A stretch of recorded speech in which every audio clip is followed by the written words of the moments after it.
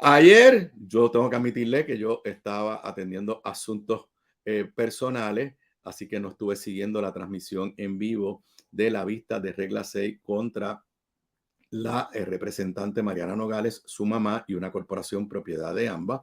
Simplemente estuve siguiéndola a través de Twitter y luego de eso he leído todas las notas. Presumo que ya ustedes saben el resultado. Eran 51 cargos para las tres. Todos los cargos contra la mamá se cayeron, que estaban basados, entiendo yo, que eran alegaciones de violaciones a la ley contributiva. Todos los cargos contra la corporación se cayeron. Y de los, creo que son 24 cargos, sí, 24 cargos contra Mariana Nogales, se cayeron todos los que tenían que ver con temas contributivos y solamente sobrevivieron 2 cargos que tienen que ver con la información que ella presentó en su informe de ética gubernamental. Para conversar, primero desde la perspectiva puramente legal, yo no voy a poner aquí a la licenciada ex jueza Roques Arroyo a hacer análisis político. Si ella quiere meterse, lo puede hacer porque ella no es jueza, pero la estoy invitando para que nos ayude a ustedes, al público, a entender desde su perspectiva qué sucedió ayer. ¿Qué tal fue la presentación de los fiscales del panel del fiscal especial independiente, la presentación de la defensa, cómo interpretamos la decisión de la jueza y también qué son los próximos pasos? Buenos días, Lauri. Buenos días, ¿cómo está? Hola. Muy bien. Saludos muy bien. A todos los que están escuchando. Muy bien. Bueno, te voy a hacer un open question, como se dice allá en el norte. Primero, ¿cuál es tu evaluación en términos generales de lo que sucedió ayer? Bueno, por lo que pude ver, que tampoco no la pude ver completa, pero pude ver bastante tenemos luego. Que trabajar o hacer cosas. Sí, pero la pude ver por YouTube. Pues en términos generales, la presentación de la prueba por el FEI fue, parece que descansaron demasiado en la doctrina de lo de la cintila de evidencia. Entonces fue una prueba que todo el mundo esperara que fuera una prueba bastante contundente. Fue una prueba que básicamente hicieron unos cálculos matemáticos, presentaron unas tablas para, con esa alegada prueba y también de hace muchos años atrás, hablar de lo del fraude contributivo. Y entonces, por otro lado, tuvimos la prueba de la defensa, que la defensa tuvo argumentos que siempre fueron los que adelantaron, los relacionados con la obtención de manera ilegal de las planillas, asuntos jurisdiccionales, e incluso, pues, sembraron la duda que en esta etapa de los procedimientos no estamos, contrario también a lo que mucha gente piensa, que hay que probar el caso más allá de dudas razonables. Esta no es la etapa, pero ciertamente sembraron la duda de que ante una prueba que no es tan fuerte versus la prueba de la parte de la defensa, indicando que aquí claramente se podía ver que no se dio ese alegado fraude, pues pasó lo que sabíamos que podía pasar. La jueza encontró causa solamente sobre 2 de las denuncias. Una de las denuncias es la de la falsedad ideológica, y solamente fue en cuanto a indicar alegadamente datos falsos en los informes. Ahora, ¿se te fue la luz? Hubo un bajón, pero ya regresó. Ok, bueno, pues gracias, Luma. No. Bueno, Okay. Ajá, Pues te quedaste en que le habían encontrado causa para arresto, porque después viene ahora la vista preliminar, que eso quiero ya mismo entrar contigo. Exacto. En 2 de los cargos, uno que es, ¿cómo es que se llama? Que eso es un nombre bien raro de ese delito. El de falsedad ideológica. Ese es el artículo 212. Y entonces el el artículo 269, que es el de perjurio. Y en cuanto a esos 2 artículos, fue alegadamente solamente en cuanto a el informe financiero del 2020. Incluso eso se puede hacer en esta etapa de regla 6, en el que un juez o una jueza puede enmendar la denuncia a mano, que eso fue lo que explicó, y así lo hizo. O sea, que incluso... Pero la enmendó porque los fiscales especiales independientes incluían otros años. Incluían otros años y también un lenguaje de que no se reportaron ingresos mayores de X cantidad. Entonces la jueza así lo hizo la salvedad que era solamente en cuanto al 2020 Y entonces, como va cogido de la mano el de no dar información falsa, el de perjurio, pues también encontró causa en cuanto al de perjurio por dar, ella entender en esta etapa de los procedimientos, dar información falsa. Así que Una, todos los temas contributivos, todos se sí, cayeron. todo lo contributivo se cayó. Primera pregunta, en esta etapa y en otras etapas también, pero en esta etapa, ¿el juez tiene que explicar su decisión? No lo tiene que hacer, no. Ella, la jueza lo hizo, Por entiendo, eso, y lo hizo bastante. ¿qué explicaciones dio la jueza para su forma de actuar? A mí no le voy a negar, me impactó que se cayeran todos los cargos contra la mamá y todos los cargos contra la corporación, porque eso elimina toda esta teoría de que había una gran conspiración entre la mamá y ella para esconder ingresos. Entiendo que los ingresos, por lo menos el perito y el testigo de defensa, pudo demostrar que todos los ingresos se reportaron. Lo que pasa es que están reportados en la corporación y son dos cosas totalmente diferentes. O sea, yo puedo tener una corporación y esa corporación tributa, y si esa corporación no me paga a mí dividendo o no me paga sueldos a mí, pues no se refleja nada en mi planilla. Pero ¿qué explicaciones, si alguna, dio la jueza para sus decisiones? Ella no entró mucho en la explicación. Ella básicamente lo que explicó fue que lo de la insuficiencia de la prueba, explicó en cuanto a la denuncia, en cuanto a la falsedad ideológica que fuera, en cuanto al informe financiero del 2020, y cuando entonces vino a la parte de la fianza, en vez de hacerlo por conducto de la oficina de servicios de antelación a juicio, lo que comúnmente llaman OSA, ante la solicitud de la parte de la defensa, solicitaron que se hiciera de forma privada, y entonces básicamente explicó ahí que como también que quedó convencida, ella era una representante y no había ningún riesgo de fuga o de evasión, que se podía hacer de forma privada, y que estaba solamente dando una fianza global de $2,000, 1,000 por cada denuncia.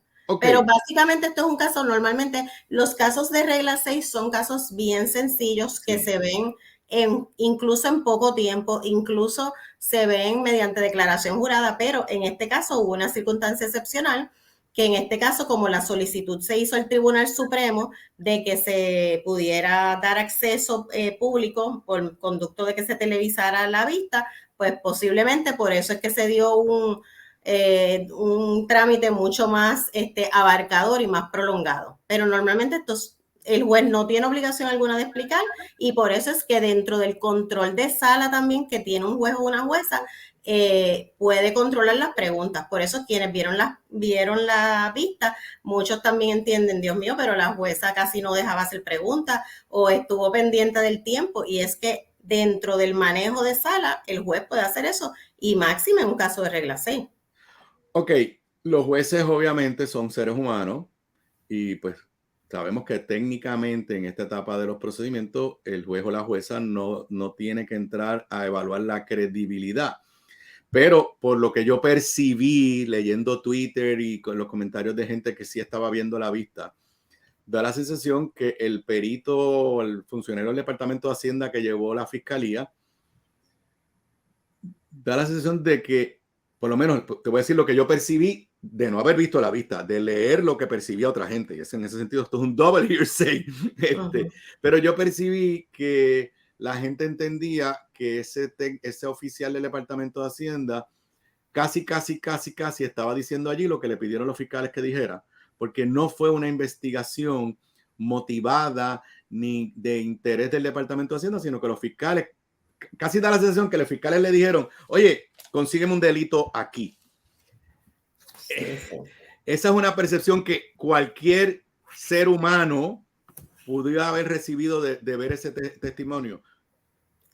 Pues sí, cualquiera se pudo haber dejado llevar por esa percepción, pero no necesariamente eso es lo que vio la jueza. La jueza obviamente vio hizo un análisis de mayor rigor jurídico en términos de cómo se obtuvieran las planillas, de los elementos del delito. Básicamente en esta etapa lo que el tribunal tiene que evaluar es los elementos del delito, que se dan los elementos del delito y que están atados a que esa persona, el imputado, fue quien los cometió. Así ejemplo, que, pero en credibilidad pienso que a lo mejor no le dio mucha, pero no me atrevería yo a decir como ex jueza que es que eso fue lo más importante para la jueza.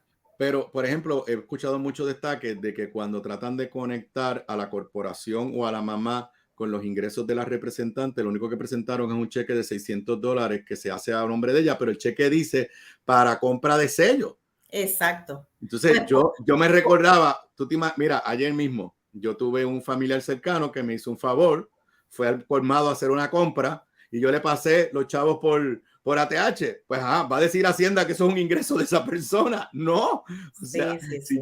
Si yo te compré es más, yo puede ser que no tenga ninguna relación contigo y te hago un favor y tú me dices, Aníbal, vete y cómprame en rentas internas unos sellos, yo los compro y tú me mandas un cheque y pones abajo para comprar el sello. Eso no es ningún ingreso de mi parte. ¿Qué tú crees de lo que viste que le faltó a los fiscales si querían probar su caso de evasión contributiva, que es un delito técnico y es bastante complicado? O sea, no es un delito donde con la mera evidencia de pasó X y Y ya se configuró el delito. ¿Qué tú crees que faltó ahí?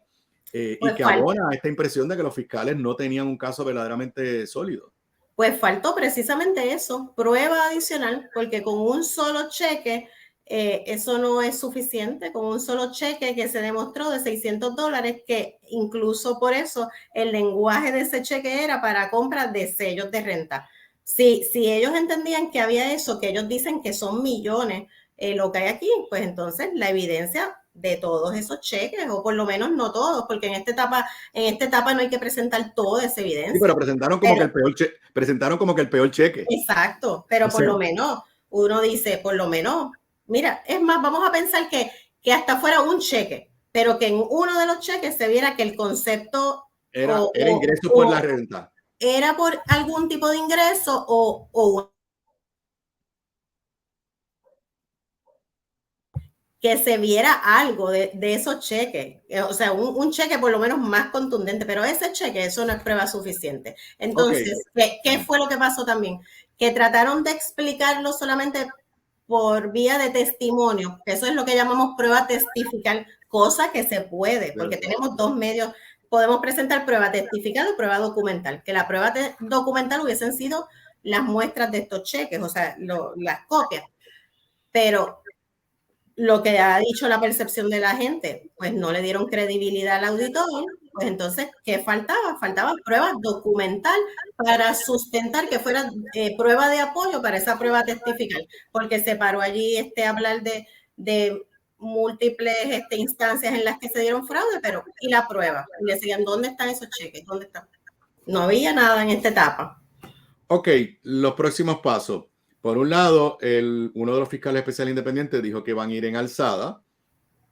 Yo creo que pues, cualquier cosa puede ocurrir en alzada, pero me parece que yo voy a entrar ahorita en análisis de la opinión pública. Creo que el panel, el fiscal especial independiente, el panel está totalmente desprestigiado en este momento. Pero a Mariana Nogales tiene que ir a vista preliminar ya para ir a juicio, que es otra etapa donde se requiere un quantum de prueba un poco más alto, sin conocer y desde afuera y sin obligarte.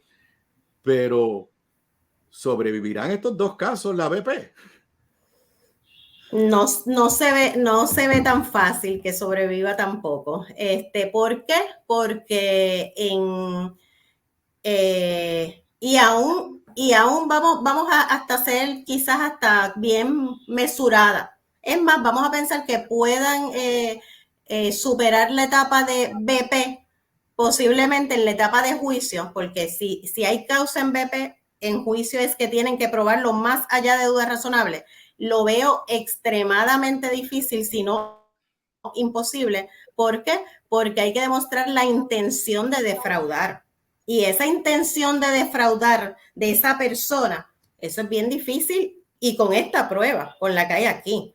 Así que está bastante difícil y ciertamente pues en efectos de opinión pública, eso mismo, quizás a lo que yo podría decir y pues la representante Nogales, pues obviamente tiene que estar ahora mucho más tranquila y obviamente por lo que pasó pues no es fácil, pero también es detrimental es toda la confianza del país en el FEI, porque a eso es lo que voy, simplemente ahí sí te voy a hacer una lo pregunta. que se espera es eso, se espera que si el FEI va a presentar un caso, y máxime volvemos, que a lo mejor ellos confiaron demasiado tratando de ser bastante neutral, descansaron demasiado en el estándar de prueba en una regla 6, de que tiene que ser una mera cintila de evidencia, pero eso lo estaba viendo todo Puerto Rico, esto sabían, pues se espera que hubiera una prueba mucho mayor entonces en esta etapa para que al menos esa confianza estuviera, pero la que aquilató esa prueba, que es la jueza, ciertamente no vio nada. Y ahora te hago la pregunta más de política pública. Obviamente, este se suma a ser pues, el caso más reciente, el del senador Albert Torres, que también se cayó en regla 1. Montones de casos que el FEI está años investigando, procesos que van hasta los tribunales y caen como el del ex presidente de la Universidad de Puerto Rico y el ex rector de la Universidad de Puerto Rico, que yo no sé cuántos años duró eso y se cayeron los casos. Llegó el momento de verdad considerar derogar esa ley y movernos a un otro mecanismo. Yo he comentado en este podcast que nosotros heredamos esto de Estados Unidos, pero el ordenamiento del cual nosotros nos copiamos ya se derogó en Estados Unidos y ahora mismo lo vamos a ver reciente en estos días. El fiscal especial independiente que se le ha nombrado a Trump es bajo un ordenamiento legal totalmente diferente al que se había legislado post Watergate, y sin embargo en Puerto Rico estamos todavía con el esquema post Maravilla, porque esa es la historia, post Maravilla. Desde tu perspectiva como ex jueza y ahora abogada en la práctica privada, ¿llegó el momento de derogar esa ley y considerar otras alternativas para atender este tipo de casos? Bueno, yo siempre he creído que la verdad que quizás no es que necesariamente sea derogar la ley.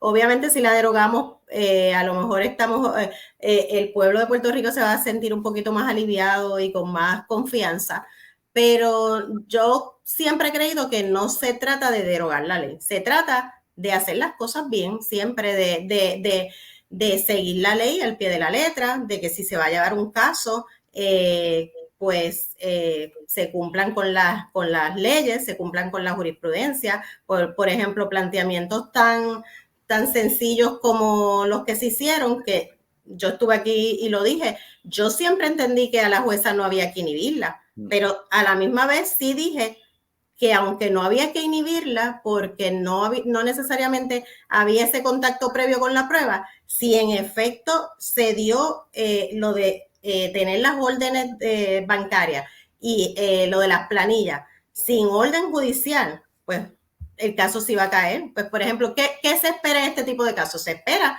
que las cosas se hagan todavía 1000 veces mejor. Que entonces, sí, aun cuando la jurisprudencia, las leyes, la Carta de Derechos del Contribuyente dice que se tiene que tener una orden judicial o por lo menos una orden del secretario de Hacienda, pues vámonos por lo más riguroso, vámonos por en efecto una orden judicial, una solicitud al tribunal, porque nadie quiere, que lo he dicho también muchísimas veces, que se hagan órdenes de arresto ni registros y allanamientos de formas irrazonables, porque todos tenemos una expectativa razonable de intimidad. Entonces, si se van a hacer este tipo de casos por el FEI, pues hay que hacer las cosas bien. Así que, derogar o no derogar, posiblemente en esta coyuntura histórica que estamos, pues sí, pero yo no estoy diciendo que se debía haber hecho siempre, sino que había que seguir el tracto de que todo se hiciera bien. Y a lo mejor pues ellos dicen que es que a veces las cosas se hacen rápido o el estándar de la prueba, pero aún con ese estándar de la prueba, si la gente está tan pendiente, pues vamos a hacer las cosas, ya digo, 1000 veces más rigurosos todavía. De yo, en vez de pedirme el 100% como fiscal del FEI, pues me voy a exigir el 200%.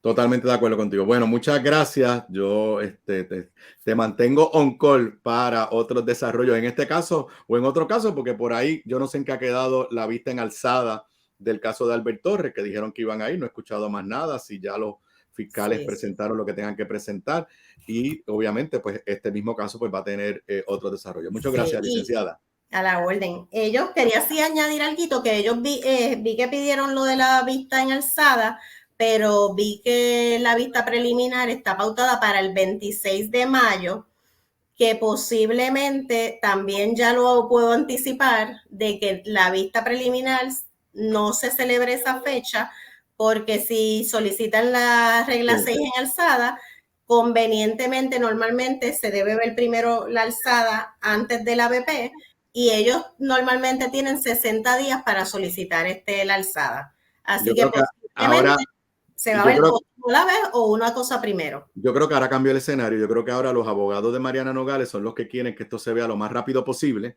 Y creo que Claro. ahora los fiscales especiales independientes son los que van a querer que esto se posponga lo más posible para ver si a la gente se le olvida lo que sucedió ayer. Muchas Claro, gracias, estoy de licenciada. acuerdo, claro. Luego de esta conversación con la ex jueza, con la licenciada Roque Arroyo, yo voy a dar rápidamente mi evaluación, primero, de lo que esto significa para el panel para la ley del fiscal especial independiente y las consecuencias políticas. Miren, yo honestamente creo que el desprestigio del panel y los fiscales especiales independientes ya no hay vuelta atrás. O sea, el país ha perdido toda la confianza, toda la credibilidad. Eso está politizado, señores. No hay nada más que examinar quiénes son los miembros del panel, que sí son ex jueces, pero todos con fuertes vínculos al Partido Nuevo Progresista. Y si usted mira, la mayoría de los fiscales especiales que nombran también son con fuertes vínculos al Partido Nuevo Progresista. Así que, tristemente, no se puede negar, número uno, el fracaso repetido, la falta de profesionalismo que se vio ayer en la vista. O sea, ¿cómo usted va a probar un caso que el país está completamente mirando y hablar de millones de dólares en evasión contributiva y presentar un cheque de $600? Que después de todo, el cheque de su FAS no evidencia evasión contributiva. O sea, porque si el cheque fuera de $600 y dijera pago de lo que te toca a ti por la renta, pues $600 que no reportó es una chavería, pero sería una ilegalidad. Eso es lo primero. Desde el punto de vista de la licenciada Mariana Nogales, Movimiento Victoria Ciudadana, las minorías, yo creo que a Tomás Rivera Chats y a todos los que estuvieron detrás de esto, perdone, también de la vista ayer, lo que yo he leído, no hay duda que los fiscales especiales independientes lo que querían era encontrar algún delito. En lugar de decir, me han mandado este caso, yo lo voy a mirar objetivamente. Ellos dijeron, me han mandado este caso, yo quiero meter presa a Mariana Nogales. Oiga, y la motivación del fiscal tristemente no hace que un caso se caiga, porque el fiscal puede tener motivación que le tiene ganas a usted, pero si encontró evidencia de un delito, usted se chavó. Ahora, si la motivación culmina con la erradicación de unos cargos flojos, pues queda claramente impugnado. Estos fiscales y el panel de fiscal especial independiente. Políticamente, bendito, han hecho a Mariana Nogales una víctima. La han hecho una víctima. Yo dije en este podcast desde hace semanas atrás que precisamente lo que tenían que concentrarse era en los méritos. Creo que todo esto de tratar de impugnar la jueza fue una pérdida de tiempo, fue un error táctico. Lo que había que ir a los méritos. Los dos cargos que se quedan son los mismos que prácticamente ella admitió. Cuando todo esto sale a la luz pública, ella es la que ella se autorrefiere a la Comisión de Ética de la Cámara y ella admite sí cometió unos errores. Y ya la Comisión de Ética de la Cámara, con el voto de su compañero de Victoria Ciudadana en la Cámara, Betito Márquez, le pusieron una multa y una amonestación. Entonces, 2 años después, lo que se le encuentra causa para arresto es exactamente por eso mismo que ya ella admitió. Y que estuvo mal, pues ya tuvo una consecuencia. Errores en los informes de ética lo comete mucha gente, como dijo la ex jueza. De eso a usted probar la intención criminal, que es, mira, cuando yo vi el encasillado que decía, usted tiene ingresos adicionales, yo dije, yo tengo usted tiene propiedades adicionales. Ella pensó, yo tengo unas propiedades en Palmas del Mar, yo no quiero que sepan nada y no lo voy a poner. Eso es intención criminal. Pero que también creo que se aclaró ayer. Yo a veces me cuestionaba por qué ella tiene unas 2 propiedades en Palmas del Mar y no tiene ningún ingreso de las propiedades.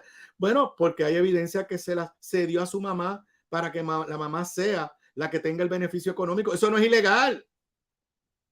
Eso no es ilegal. Es más, voy a hacer un cuento ahora mismo. Yo le compré hace años un carro a mi hijo, está a nombre mío. Mi hijo lo va a vender y yo le dije, cuando lo venda, lo que saque el carro usado es tuyo. El carro está a mi nombre, pero yo dije, lo que saque el carro es tuyo. Yo le cedí a mi hijo el uso de ese carro y los beneficios que si lo quería usar para Airbnb, que no lo usó, esos beneficios son para él. Así que, o sea, aquí no había nada y han convertido a Mariana Nogales en una víctima. Dentro de ello, pues toda la percepción de que los partidos mayoritarios, aunque este es un caso impulsado por Tomás Rivera Chat, que no sé si ha escrito un Buenos Días Puerto Rico hoy, este es un caso impulsado por Tomás Rivera Chat, pero toda esta percepción de que los partidos tradicionales le tienen un miedo terrible a los partidos emergentes, a la alianza PIB Victoria Ciudadana, creo que el tiro ha salido por la culata. Desde el punto de vista político, me atrevo a pronosticar que el caso se va a caer, los dos cargos que quedan en vista preliminar. Mi llamado a la Cámara de Representantes que no se mande, Primero que nada, yo creo que ya ellos juzgaron estos hechos. No sé qué evidencia salió ayer que sea diferente a la que tuvo la Comisión de Ética de la Cámara hace un año atrás, pero definitivamente han hecho víctima a Mariana Nogales. Ella ha podido, en la opinión pública, validar su punto de que esto era persecución política, pero como he dicho antes, podría haber sido persecución política, pero en los méritos haberla cogido en algo, y todo tiende a indicar que fue un caso, yo no voy a decir fabricado, porque no hay evidencia de, o sea, no hay evidencia falsificada, simple y sencillamente traído por los pelos, mal analizado desde el punto de vista contributivo. Esto es bien importante tenerlo. Esto le hace un daño a Hacienda, porque Hacienda está en una campaña que ha ido ganando de coger evasores contributivos. Y yo creo que el secretario de Hacienda tiene que volver a revisar lo que pasó aquí. Pero también estemos claros que desde el punto de vista contributivo, este no es un caso iniciado por el Departamento de Hacienda. Y yo he escuchado a los fiscales decir por ahí ayer, es que tienen que entender que quien único puede investigar a un legislador, igual que un secretario de gabinete, igual que un gobernador, es el FEI y no puede ser Hacienda. No. Si el Departamento de Hacienda, al examinar las planillas de un funcionario público cubierto por la ley del FEI, si el Departamento de Hacienda encuentra alguna deficiencia, es cierto que el Departamento de Hacienda no lo puede acusar, o sea, no puede, pero entonces el Departamento de Hacienda es el que tiene que hacer el referido, que eso no fue lo que pasó aquí. O sea, el Departamento de Hacienda, si encuentra entiende que hay la posibilidad de un delito contributivo con una persona bajo la ley del FEI, pues el Departamento de Hacienda el que le manda al panel y al secretario de Justicia le dice, mira, yo encontré que el alcalde tal, el secretario tal, el legislador tal, a mí me parece que está evadiendo las contribuciones, está violando la ley, pero como yo no puedo procesarlo como un ciudadano común y corriente, activo la ley del FEI. Eso no fue lo que pasó aquí, es al revés. Son los fiscales los que llaman al de Hacienda y básicamente le dicen, encuéntrame un delito allí. Así que creo que políticamente esto tiene consecuencias nefastas para Tomás Rivera Chat, tiene consecuencias nefastas para el panel del fiscal especial independiente y tiene políticamente, y así es la vida, consecuencias muy positivas para Mariana Nogales y para el movimiento Victoria Ciudadana. Bueno.